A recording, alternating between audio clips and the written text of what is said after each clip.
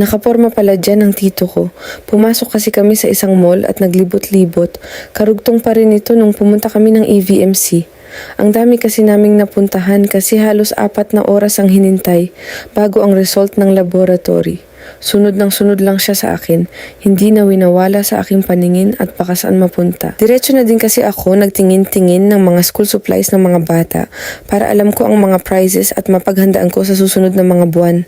Ang hirap din kasi isabay ang pagpapagamot sa mga gastusin.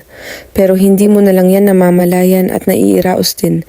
Basta gawin mo lang ang lahat at si Lord na ang bahala ng hindi natin kayang gawin. Nagpatulong na nga ako dyan sa kanya tumingin ng mga bag, baka mabusisi siya sa pamimili at makamura-mura kami pero ang ganda pa din sa quality.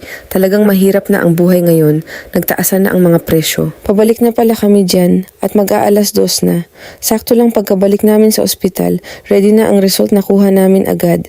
Aakyat na naman kami sa 3rd floor at nandoon ang internal.